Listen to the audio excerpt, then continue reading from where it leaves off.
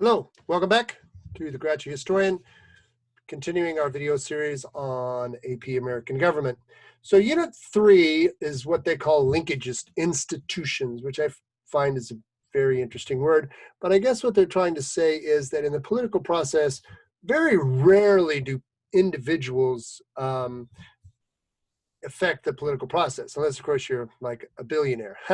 So typically people in groups will attempt to shape the political process, shape public policy by getting particular candidates elected, etc.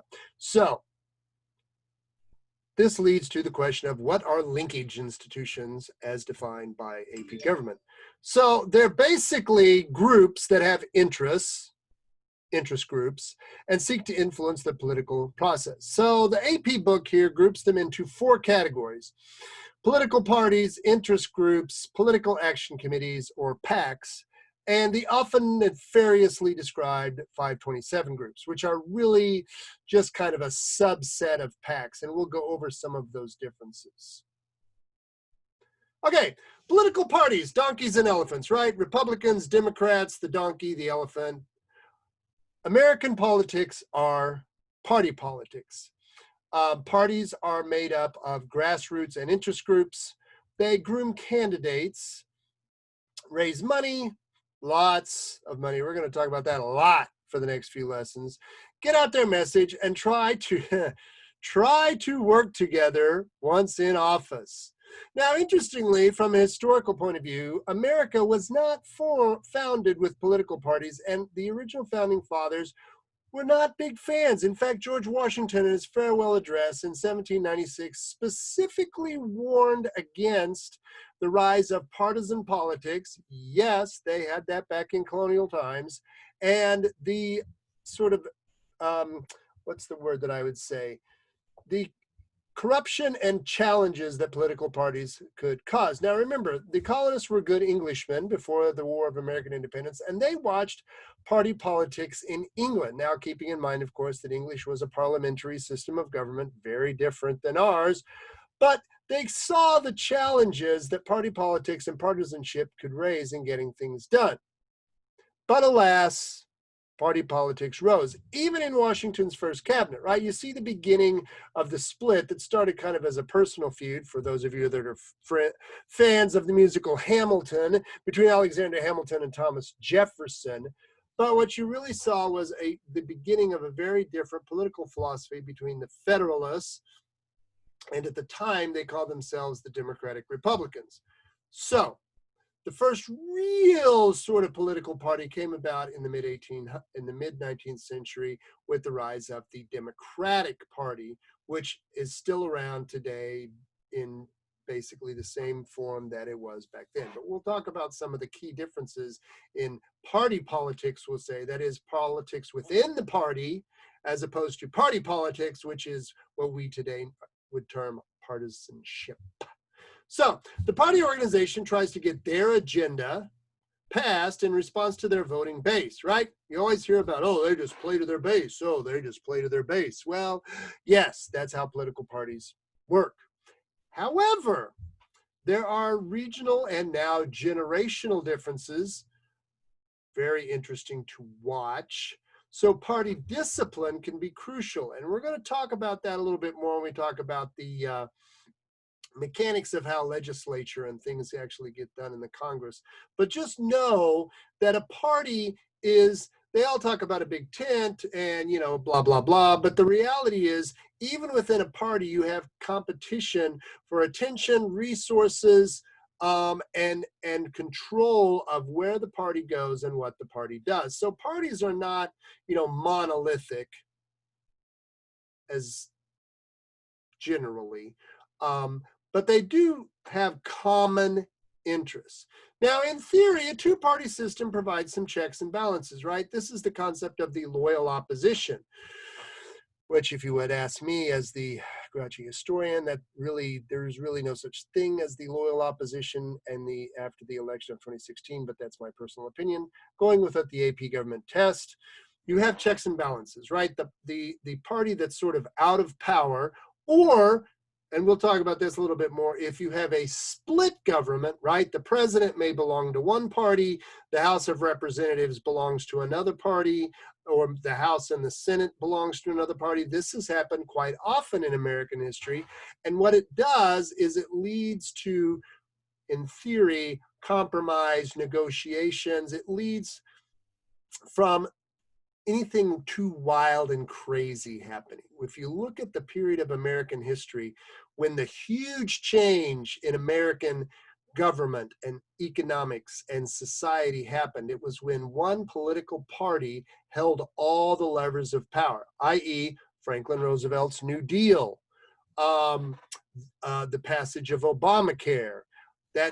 Those types of events are only possible when one party controls the presidency, the Senate, and the House of Representatives.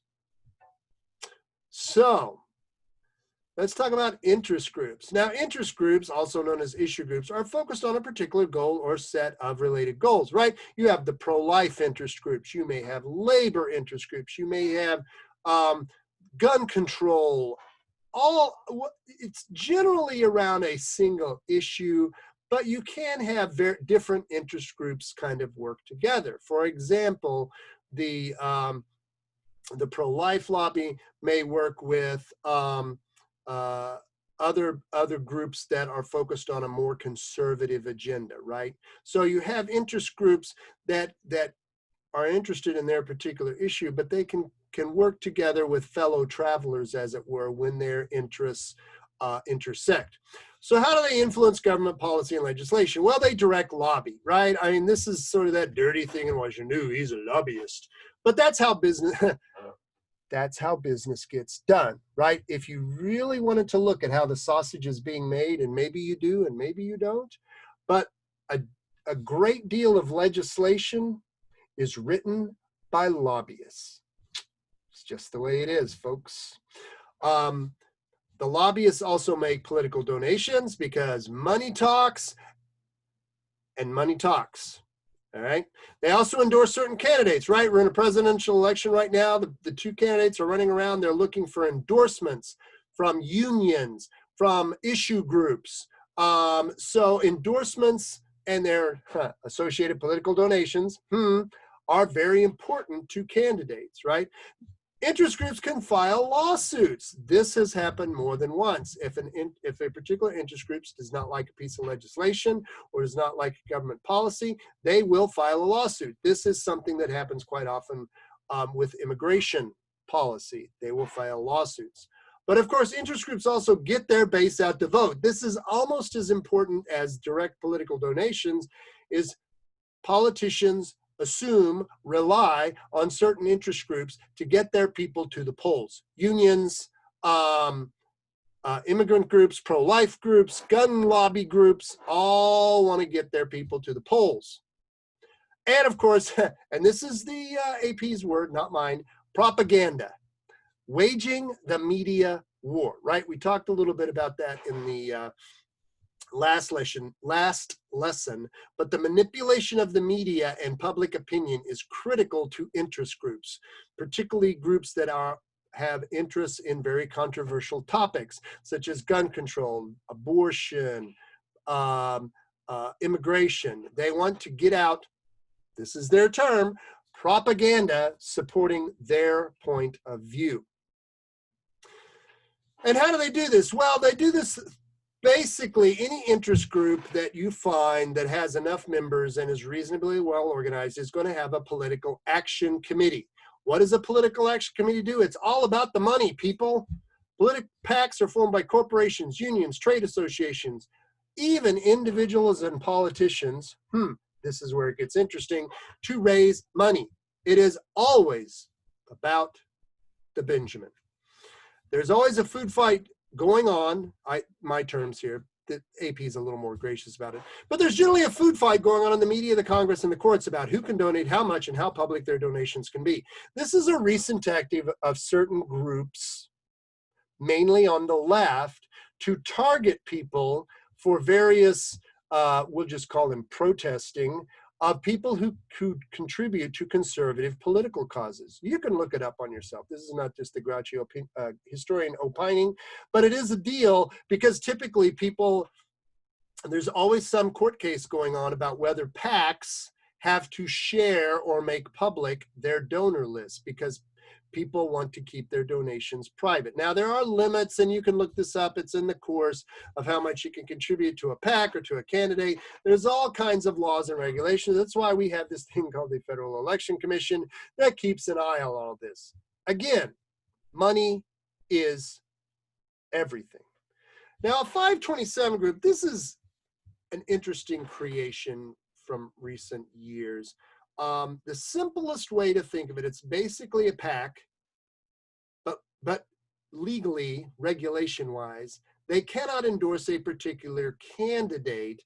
They are supposed to be about an issue only. They are issue advocacy groups. Now, let's be real, because I'm real. This can be a very blurred line. If you have a 527 group that's pro-life, I wonder which political party they're supporting generally. Right? But there's a very fine line that these 527 groups have to walk of endorsing, of sharing public knowledge about where particular parties or particular candidates stand, right? If you've ever seen one of these brochures or something that says, here's a whole laundry list of important things to the voters, trade policy, minimum wage, immigration, pro-life issues, et cetera, and they'll say candidate A is for these, candidate B is for these. Now, they're not necessarily endorsing a particular candidate, they're putting out information, but you kind of get the gist, you know what I mean? But political action committees, pretty much everybody's got them, right? If you're a senator, fairly senior senator, both political parties, trade unions, every corporation has a PAC. Trade associations have a PAC. They all kind of work together, right? Because that way you can have more money to influence politicians. Okay, so that is this week's, this particular lesson, right? So again, this was fairly quick. Kind of hit the highlights, but just remember, you have political parties, they have political action committees and 527 groups and interest groups that all work together for their particular viewpoint. One of the things you probably want to pay attention to in class, because they highlight it in the book, is what are the particular Supreme Court cases, because there are a couple. The one that people get all worked up about is Citizens United versus the Federal Election Commission from 2010, is the regulations, laws, policies, et cetera, concerning PACs, 527 groups, political contributions, all the things are the things, because there are people that go to jail for these things. So it's important. And trust me, there are plenty of lawyers out there that make mucho dinero sorting all this out. So thank you for joining. We're going to keep rolling along. And hopefully you found these interesting, if not entertaining.